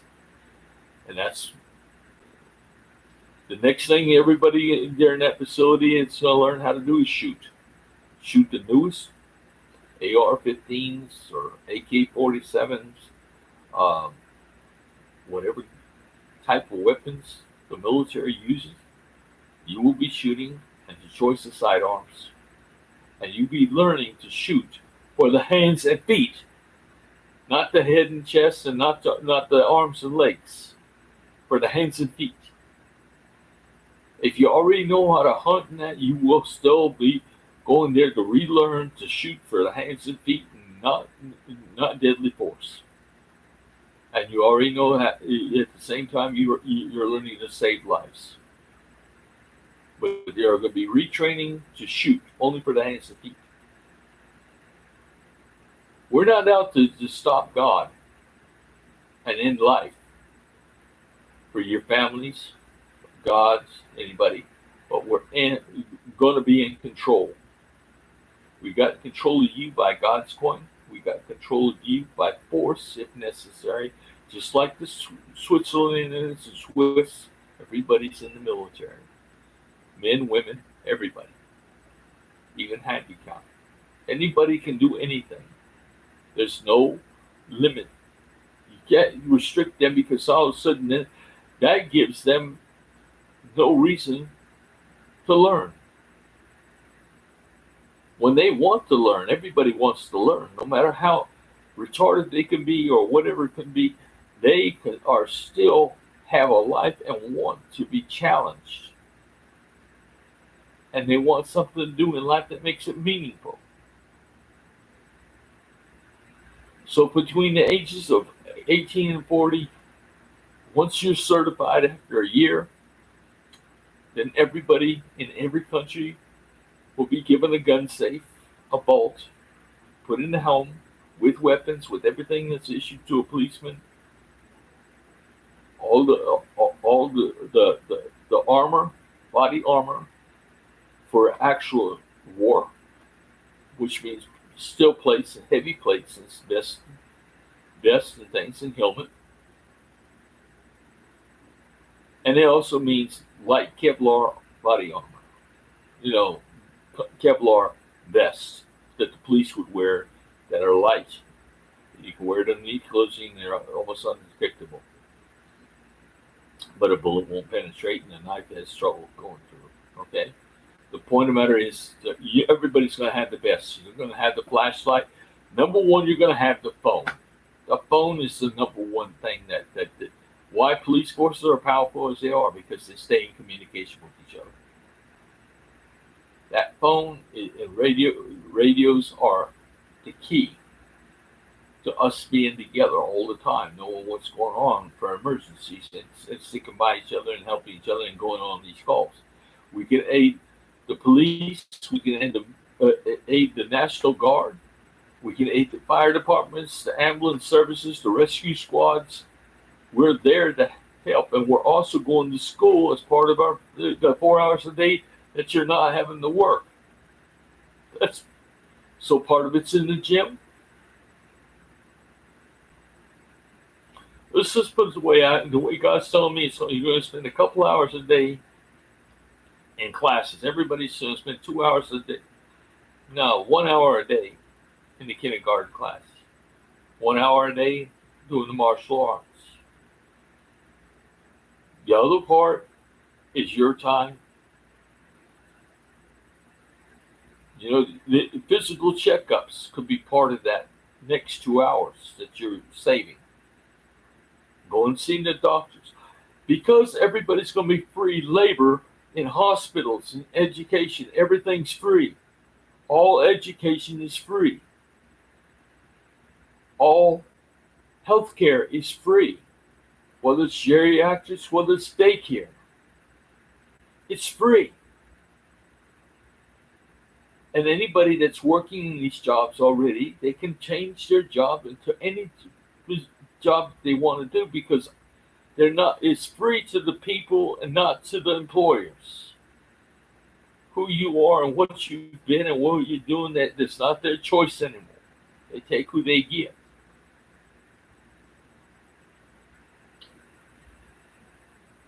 And we're smart enough to know that we're not going to take one person out of one field and put them in something that they don't want to do the job. We'll ask people inside the recruits, the people that are doing this, where do you want to go and what do you want to do? And we'll look for that position, your ideal job. Of course, handicapped people, they're not good for much except for being with their own kind of people. I'm autistic, and when I went to Bujumbura, to my surprise, I ended up in a facility for autistic kids and kids with Down syndrome and kids that have had cerebral palsy and twisted limbs. I mean, it was like a miracle. It's run by Catholic nuns, and I started out as a Catholic. I was an altar boy. My brother and I were both altar boys. Now I'm God's messenger. Go figure. 72 years old. Years later, I'm God's messenger. All my life, I've had strange circumstances through all my life. I was born Easter Sunday, 6 o'clock in the morning. Easter Sunday. My ex-wife, she lived on the East Coast, on South Carolina, and I lived in California on the West Coast. Yet we married. And we got married and have children. We're living almost 2,000, almost 2,500 miles apart from each other. How did we get to know each other? What put us together? And then she turns out to have her birthday was on April the 12th at 6 o'clock in the evening. We're 12 hours. We're 12 hours, exactly 12 hours apart. Coincidence? I don't think so. My life is not unique. Everybody's life has coincidences that you can't explain. I don't care if it's deja vu. I don't care if it's intuition, whatever you want to call it. It's no coincidence. This will be things, the unexplained mysteries that we haven't explored and we don't know nothing about. We don't talk about because we don't know nothing about, which is the opposite of religion. One guy in Timothy, I wrote this before and said this before. This guy Timothy, maybe shouldn't get into this, but he wrote, anytime you're talking about God, it's good to be documented, and then show proof of your documentation. Then to debate it, and once you debate it, then you teach it. Only then. Not this world. It wants to teach. It doesn't want you to talk about it. It just wants you to listen. More or less what I'm doing now. But this is being documented. I'm documenting this, talking to you. But the thing about it is and what proof am I showing you? Okay, the proof is you. You're talking, you're living, you're breathing, you smoke, everything. Okay, that's my proof. We're talking about it. Now the debating. Come on, you guys are open up to debating, and if you debate right now, you're not debating much because I'm not going to sit there and talk about religion. I'm just trying to get everybody to get GODScoin and get GODScoin started because this is beyond a religion. Let's get the money situation figured out first because that's the most important part. That's where the control of these third parties are going to be stopped. They're going to be stopped in their tracks. It's kind of like the day that we stopped using the telegraph and started using the telephone. It's like things will stop so fast overnight. The day you stopped using the Pony Express and used the telegraph. The day we stopped using the horse and we went to the car. Black and white. How many people are riding horses to work right now? Nobody. How long has it been since everybody had to use a horse to the car? 100 years or more. You understand what I'm saying? It's the ending of a destructive life. Now everybody, when they go to get GODScoin and opens that account, what are you doing? You're using your hands, your feet, and your mouth to open an account. Now actually, whether you believe in God or not, you have actually given God hands, feet, and mouth. Your hands, you given the God inside you hands, feet, and mouth. And now you're relying on God's gifts of GODScoin. And He'll make you rich enough to do anything you will. But we have 20 years because the GODScoin is use it or lose it. Invent your business, get your free employees, as many as you need and want. If you have a farm, you need 1,000 workers, then you'll get, I say 1,000, but if you need workers, you get all the workers you need to pick your fields and do what you have to do. But you'll get twice as many because they're only going to work a 4-hour day, not an 8-hour day. Because they're paid by GODScoin. They'll be there. I'm the one paying them to be there. And I'm paying them GODScoin. And they're going to all be willing to be there. And if throughout the day, it makes no difference. It's my responsibility what they do through the day. In other words, the employer is not going to bear any burden of having to pay for anything, but be the brains that wants somebody to do it, learn what they're doing, and be. It's like create your own McDonald's. Buy your own little franchise and start it near your house. I'm going to give you the employees to cook it. You'll be successful because everybody's still got to eat, even McDonald's. You feel like going and getting a burger? Go get a burger. They're paid to be there whether they're selling any hamburgers or not. The point of the matter is the world's got to get better. I got ideas I'm going to invest in myself. And I'm going to invest with the people I want to invest with. China, North Korea, South Korea, like I wrote in my books. I have them working on small nuclear reactors, plants, power plants. They're already being made, but they're still too big for what I might use. They're up there in Canada, and in Alaska.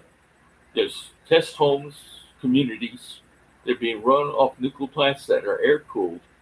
They that have been running for 12 years with no problems, and everybody's been recharging their snowmobiles or their RTVs, I guess, rough terrain vehicles, RTVs. All these things, they've been recharging them and going off on these vehicles to hunt and everything else. The point of the matter is, they've been running for 12 years safely. We have to start using the spent fuel of this world, just like they use. They put these small isotopes, I guess you would call them, pieces of ionizing material that used to be spent fuel pellets, divided in such a way and put inside some type of resin that they'll duke it out in a reactor safely, created with ceramics, steel, and lead that nothing could break, impenetrable. That to produce, I just want 220 amp service. I want everybody to have 220 amp services in a household, and this thing should be no bigger, even smaller than an outside condensing unit now. Then every home will get to have its own little nuclear reactor. Not counting on solar, not counting on wind, anything but. It'll be God's military's job to get to replace the infrastructure of every community, running new pipes, running new sewage, running new drains, picking up trash, supplying everybody with either solar or electricity in any form, and pure water, even if it's bottled water or water in tanks. Every household has to be treated separately, not as a community, to make sure everybody, and the houses will be built for their part.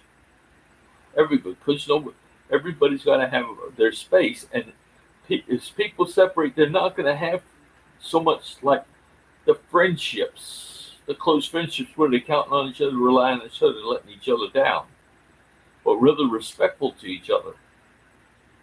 Know they're there, but everybody's got their life to live around their own life, to have their own children and their own families and live. And when everybody greets each other, they talk to each other, they pretty much know what everybody's doing. They're busy. Just use the word busy. Oh yeah, we've been busy. Then you share your thing, because everybody's going to be doing what they want to do anyway. Well, it's not going to want to do somebody else's job and be what they're doing. If they did, they got the choice to do that. Well, I love that. I would like to work what you're doing. That's fine. This world's going to change. You got to pay health care. You're not going to pay for education. You're not going to pay for daycare. Now, every pregnant woman, when your woman conceives, is going to be earning GODScoin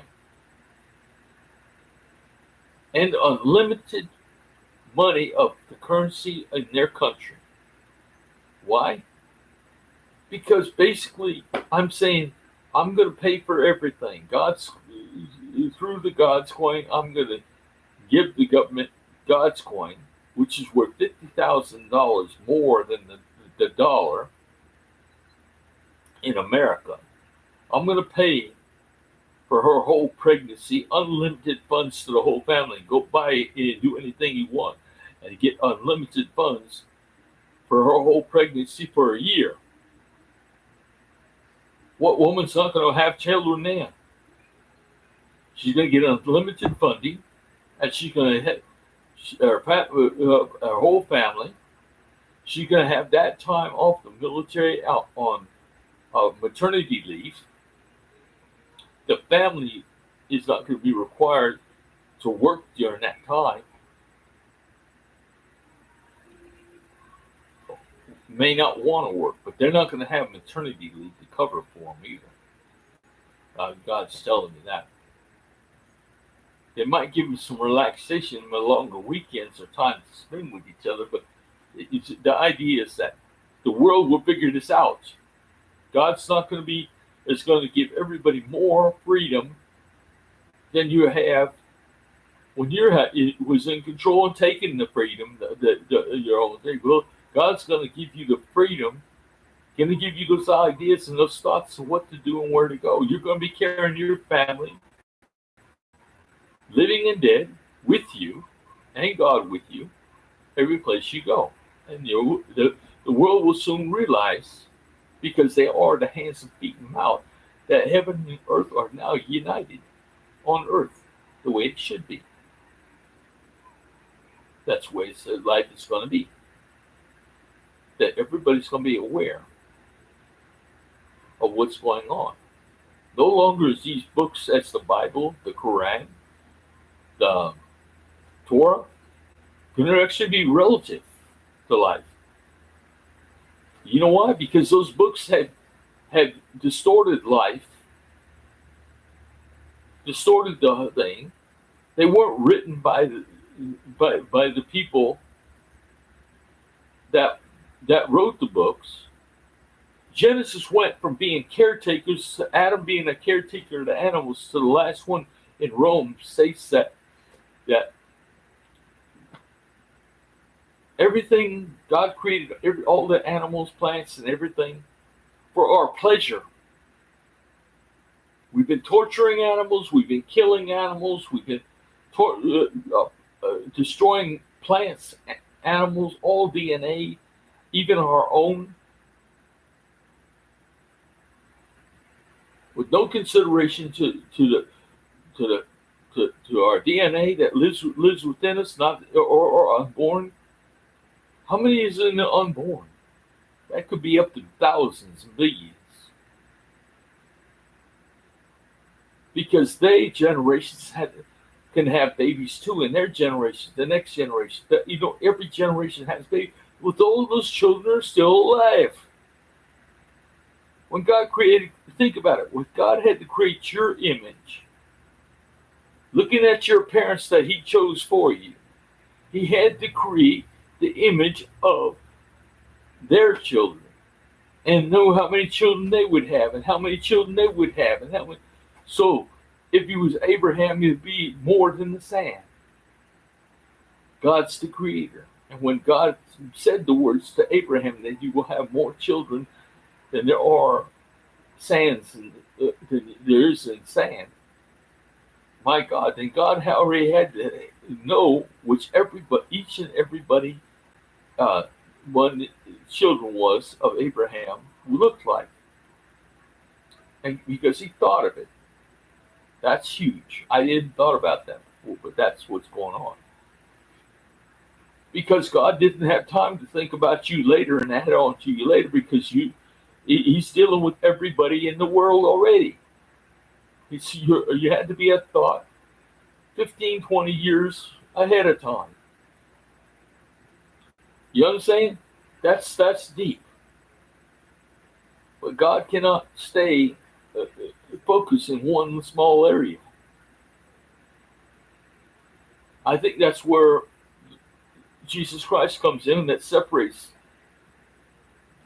generic God down to a personal living within your heart and your blood, circulating through your heart. Kind of why the heart, this is deep thought, but this is what God's put me into, God's deep thought, that the heart,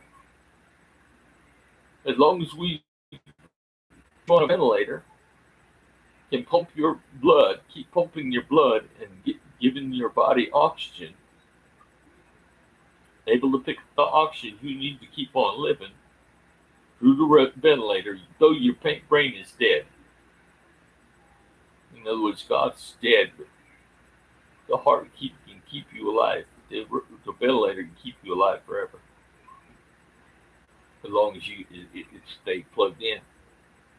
Deep thought. But that's the heart will still beat even when the brain's dead. Does that mean the blood's still flowing? Not the heart's still beating. That means the blood's still flowing. Because that's the blood actually forces the heart to work. Well, no, it doesn't. It's the electrical charge. And the heart.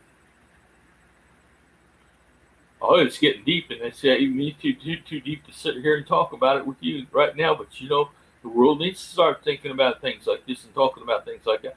Get yourself to the bank. Get ready to get yourself to the bank. Do it now. Do it today. Put the money in the bank.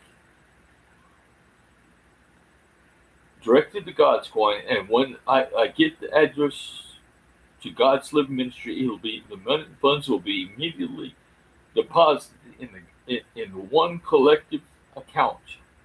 Sure, it'll be my account. If you don't, you have to trust that I'm not there to rip you off. And why would I spend that much money? So the thing was back into this mess about.